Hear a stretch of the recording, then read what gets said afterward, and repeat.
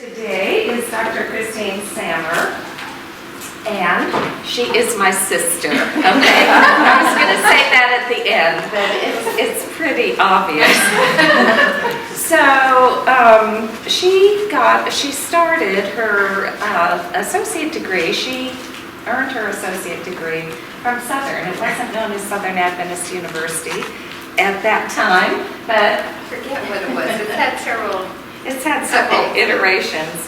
And then her baccalaureate from Regents College, and then both her MPH and Dr. PH from the University of North Texas Healthcare Center in Fort Worth, and specifically in health management and policy. So she has worked in the quality and safety world since 2002, and specifically in patient safety culture. First at the hospital level, and then for the last 8 years at the system level with Adventist Healthcare in Orlando area. She has presented on patient safety topics around the world.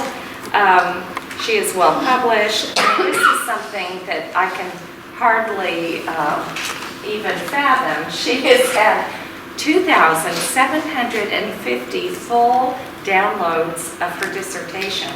Wow. Since she published it in 2009, and it's like, who is the audience? Well, they're patient safety specialists in your organizations and doctoral students. So she is well connected, and her fishboat, Chicago, for you academics. is something that has been looked at and studied, and of course one aspect of that is just culture, which is the area that she has been presenting on and studying for years. So she's a certified professional in patient safety and is a Lean Six Sigma Green Belt. So I would like you to welcome Christine.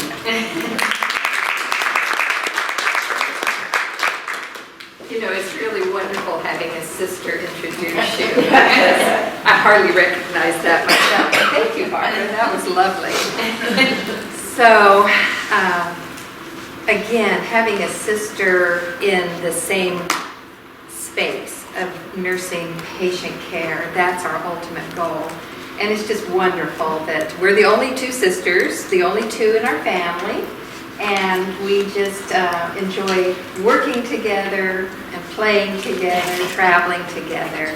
And I thank you for inviting me today. So what is today all about? Now, I know because there's just been a lot of talk in the last few years about patient safety, certainly, but then specifically about just culture and what is just culture. And so I'm going to spend just a few minutes talking about what we are doing in Adventist Health System related to just culture, and then the bulk of the time is conversation with this group here about what Southern Adventist University is planning on doing around just culture and infusing that into the curriculum of the nursing students, and why you're doing that and what we hope that outcome will be. So we have about a half an hour, I think. We're going to go through these slides really quickly because I want to leave the bulk of that time then for questions and answers and dialogues, because this is a learning environment. And always, you know, there's a presenter and I have some few things to share with you, but I'll learn a lot more from you in the conversation, and it'll help inform Barbara and her colleagues in how they will implement this just culture into their nursing curriculum. So, this is Adventist Health System, where I'm from. Our headquarters are in Orlando, Florida. We cover 10 states. We have 44 acute care hospitals, numerous nursing care facilities, and home health. You can see there's a big center of hospitals in Florida. We go all the way from the East Coast, West Coast, Florida to the East Coast. When I moved to Florida, people were talking about the West Coast, and I growing up in California, assumed we were talking about California. Oh no, we're talking about Tampa. This is interesting. So you have to put things in context, don't you? This is a picture of our headquarters building, and the lake there is a man-made lake. You know what's in lakes in Florida? And so we kept hoping that there would get an alligator there someday. And sure enough, one day we're sitting outside for lunch because it's always beautiful in Florida, right? And someone spotted an alligator just having a sun bath there along on the grassy area. So that was a lot of excitement. Cameras came out and it was a big to-do. Now, it got up to our 5th floor headquarters, the big boss, that there was an alligator in his lake. And sometime during some night, somebody came along and that alligator disappeared. So right now, as of now, there are no alligators in our lake, but we'll see what that looks like in the future. So when we start talking about patient safety, we just have to go back, and you all are so aware of the IOM report that came out to Err is Human. And that was in 1999, but about 10 years before that even came out, Lucian Leap, who is the known father of patient safety, had published in the New England Journal this notion that there are adverse events that happen in hospitals, that patients die unnecessarily from things that we do or don't do to them while they're in the hospital. And you know what? No press. No one even paid any attention to it until 10 years later the IOM report came back, and then all of a sudden people went into the archives and says, oh my, this was all talked about 10 years ago. But even then, okay, so 1999 and then we're in 2016. And when that report came out, it said that there were between 44 and 98,000 unnecessary deaths that occur every year in hospitals.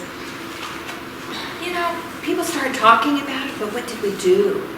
Really, there was a lot of talk, but what did we do? Then some people started saying, and you've heard this, every one of you, I'm sure, okay, take those 44 to 98,000 deaths and equate that to a fully passengered 737 plane that crashes, and all persons on board die, they perish every day of a year. That is 44 to 98,000 deaths. Oh, okay, we're shaking our head now. This is real. And so, who were the leaders in the safety industry? Aeronautics, absolutely, and nuclear. But you know why? Now, this is getting a little touchy here. But if a plane goes down, the captain goes down with it, right? In healthcare, 44 to 98,000 unnecessary deaths, but we're all still here alive. And so it starts us just kind of getting at our gut and saying, okay, really folks, we need to do something about this. And so many organizations, ANA, put out position statements on just culture. The Joint Commission has a brand new chapter in their book, in their manual. CMS, of course, for value-based purchasing, has a whole section of patient safety where hospitals are being penalized for safety events that the feds say shouldn't have happened. And so it shouldn't have happened, so we're not going to pay you. So now people are really paying attention. And the word out now is that there are over 400,000 unnecessary deaths, lives lost every year. Does that mean the number's going up? Why 15 years later are we saying 400,000 when we said 44 to 98? Increased awareness? Increased awareness, reporting. We're becoming so much more transparent. I'm sure, you know, people poo-pooed that 44 to 98,000, but nobody's really saying, oh, it's not 400,000 now, because we've become so much aware and we're reporting. And that leads us just to what we're going to talk about, is the just culture in organizations. So even with all of that action and discussion and federal and state regulations, things still do go awry in our hospitals, right? And why is that? Because we're human beings. So let's just talk about for a few minutes, this is Betsy Lehman. She was the health editor for the Boston Globe, and she developed breast cancer. She was 34 years old, and she went to the best institution in Boston for her, which was the Dana-Farber Institute. And they had just started a protocol for breast cancer therapy. It was experimental, and she said, sure, I'd like to participate in that. So she had several rounds of that experimental medication, and she was in her last round of it. She was in the hospital, but just getting ready to be discharged, in fact, that afternoon. And the friend that was going to pick her up called her, and she says, I don't feel well. And by the time the friend came to pick her up, she was dead. So, okay, so she has cancer, and she's on an experimental protocol. So everybody said, you know, well, bad things happen. We're very, very sorry. A few months later, down in the research lab, somebody going through the piles of data discovered that hospitalization, Betsy had received 4 times the dose of the experimental medication, and that's really what killed her. So what did Dana-Farber do about it? They told the world. Now, Betsy, remember, did I say she was the healthcare reporter for the Boston Globe? Smart hospitals are going to get ahead of the media on this, right? But good for them, because in the past, these stories weren't told. They told the story, and they are one of the leading institutions in America for patient safety. They're a fabulous institution, but mistakes get made. We're humans. We make errors, but we want to learn from them. That was the difference. Dana-Farber, they learned from it, and they shared those learnings. So here's Jessica Santillan. She's a little girl from Mexico who needed a double lung transplant. Duke University, fabulous university here near your area.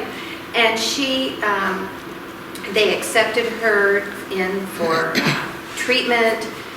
They were covering all the costs. And so she was actually on the table having her operation for her double lung transplant. They had just put the lungs in, and word came up to the surgeon from the blood bank and said, oh, the organs you just transplanted are the wrong blood type. I mean, I have children, I was just telling the story over and over again. What do you feel? I mean, think of that team standing there. Jessica ended up, she died. But what did Duke do about it? They told the world, we're human beings, we make mistakes, but we can learn from that. We can build in these redundancies that we didn't have before. And we want you to know so it won't happen to you. So, Duke speaking out. We all know the story of Josie King, little girl. I won't repeat that, but she died of medical error. She had been burned. She came into Johns Hopkins, another nationally known institute. But through medical error, just shortly before she was going to be discharged as a healthy little girl, she died. Now her mother, Laurel King, started this whole conversation. In fact, in your hospitals, I don't know if any of you have condition help or condition H, where the family members can call a rapid response team, and that came from Josie King's death. And then we all know about the Dennis Quaid twins, who did not die, but there was major medical error there. So what we want to learn from these is, we're human beings, we make mistakes. Why do we make those mistakes, or how do they happen?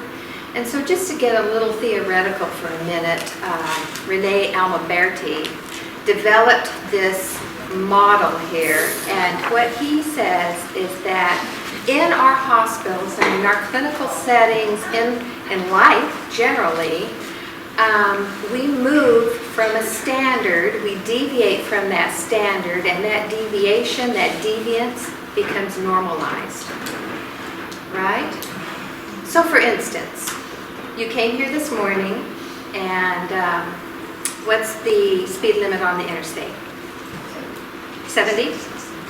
How fast do you drive on the interstate? Come on. 10 miles over that. Yeah, 7 miles? Not Come more on. than 10 miles over that. Yeah. Okay. Is it the law that you drive 70? Yeah.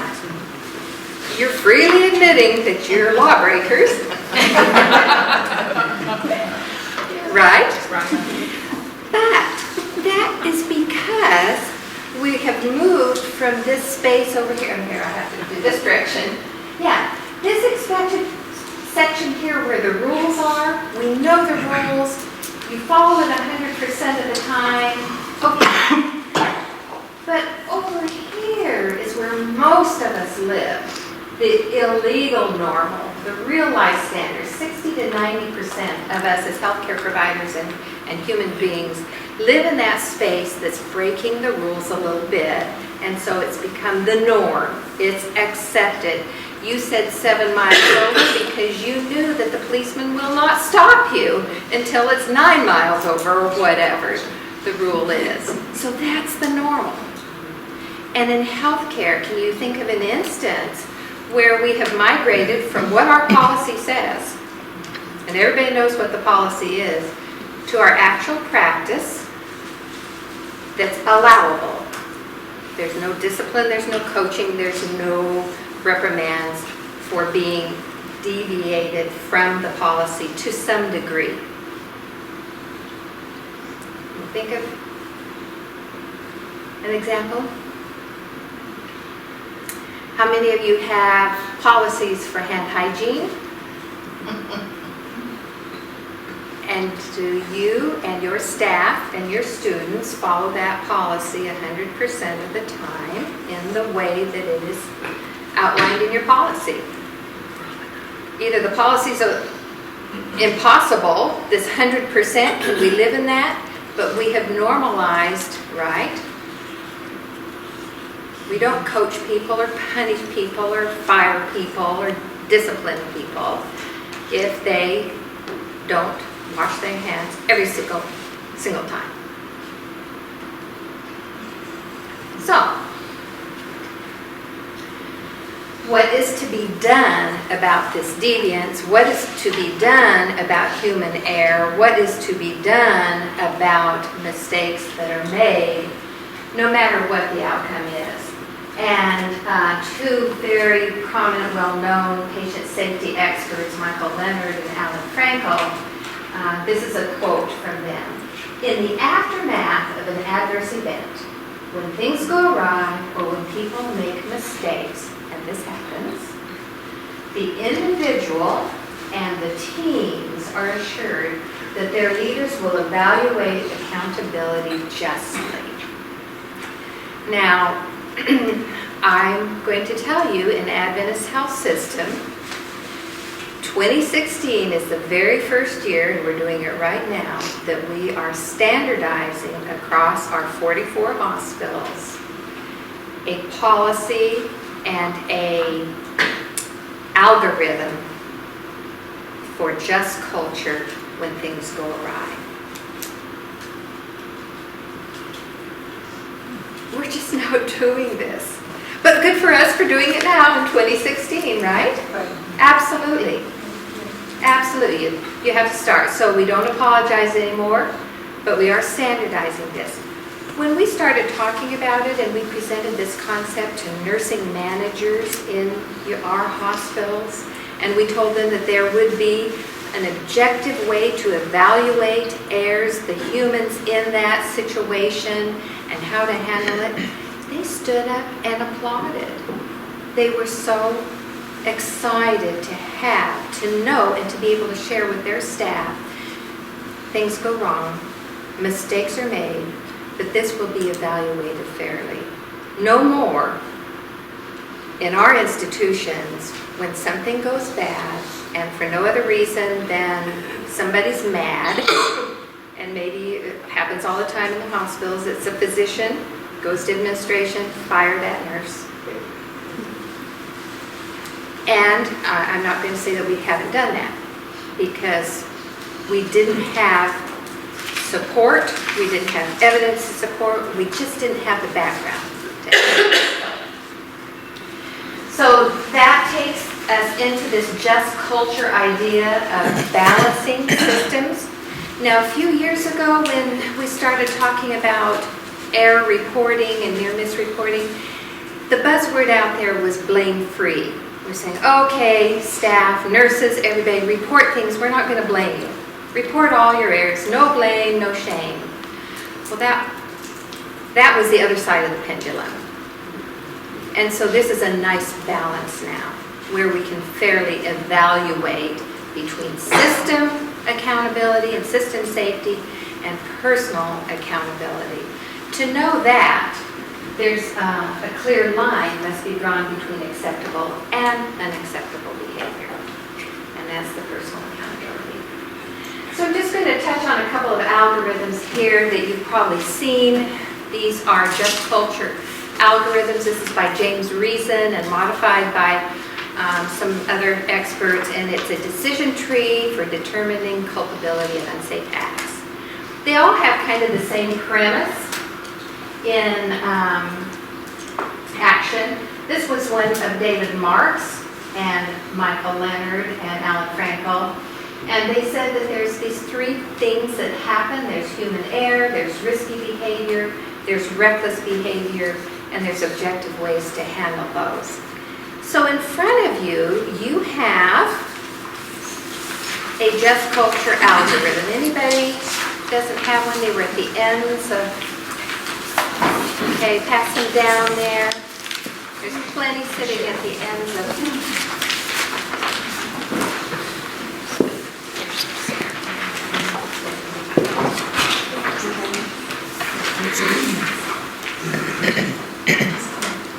Okay. So this is an algorithm. I just showed you a couple. But what we're looking at, let's go back here to one. Were the actions as intended?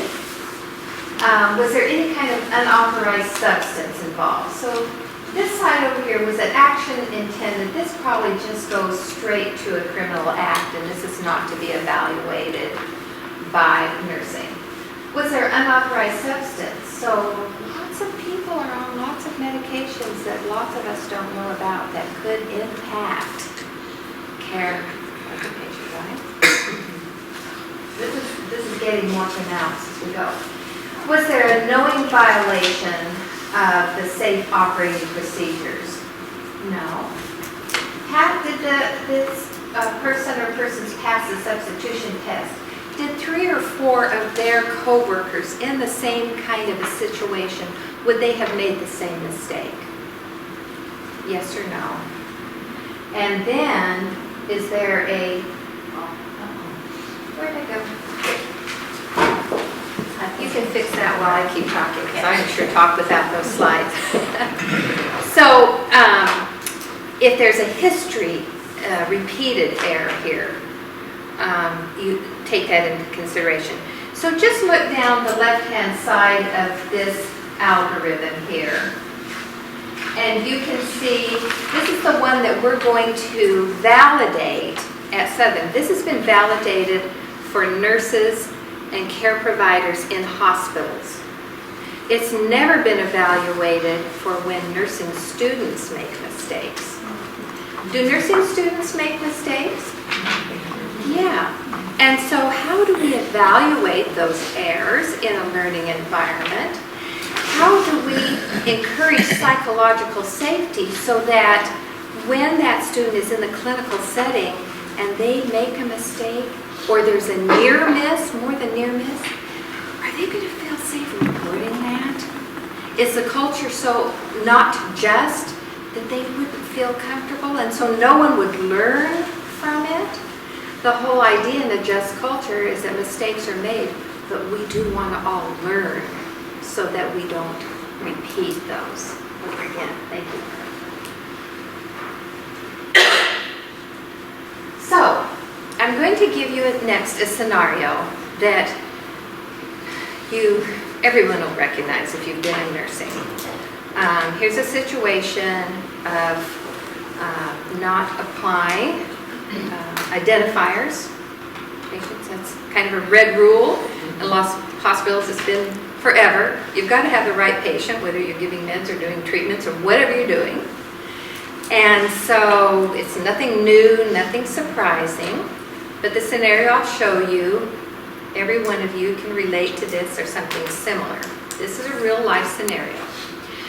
The nursery nurse gave the wrong baby to a mother for breastfeeding. The mother noticed the error after feeding. The mother was tested and had no infectious diseases, and there was no apparent harm to the baby. Is an error made? Yes. Yeah. So, in a just culture, you would go through this algorithm. Was this human error? Unintentional acts? Was it at risk behavior? Or as Frankel says, was it reckless? So, we would have to sit down. There's a lot we'd want to know about it. But would it have made a difference if the mother had had strep B, the breastfeeding mother, or, yeah, the breastfeeder, I guess, not the mother, but, or HIV? Would that have made a difference to how you handled this? In a just culture, the outcome, we don't even look at that outcome. It doesn't matter as far as evaluating the event. So what do you think happened in this scenario?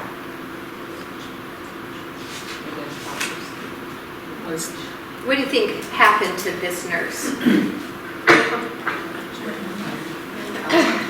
Come on, what do you think? Reprimanded, counseled, fired. This nurse was fired. Oh, wow. Now, Channel 5 had their big booms right outside the gates. You know, they can't come on the grounds. You nurses, you executives know that. They have to stay on the sidewalk and so many feet away. But every car passing by that busy interstate, you know, it's on the news. So, the nurse was fired. What happened to the nurse's manager? Is the nurse's manager as culpable? Probably not. Probably not anything. Culpable, but nothing happened. Right. Exactly. Exactly. What about all the other nurses? Was this a situation where the deviance had become normalized? Because most babies now are with moms. There's not a nursery. But occasionally, baby goes for the night, comes back in. Had that gotten lax, that rule? Lots of things to look at and evaluate. But it takes away the knee-jerk reaction. Oh, well, we just need to counsel them. Or, oh, they need to be fired. Or this, or that. It's objective and evaluated fairly. So this gets us now to, we were talking about what we're doing in Adventist Health System. Now, what's happening at Southern Adventist University this year as far as infusing a just culture? Well, Christine and I shop talk all of the time, and it was probably a little over a year ago when she asked me, so what are you doing to educate your students about a just culture? And I didn't have a good answer. She didn't have an answer at all. Can you tell I'm the older sister?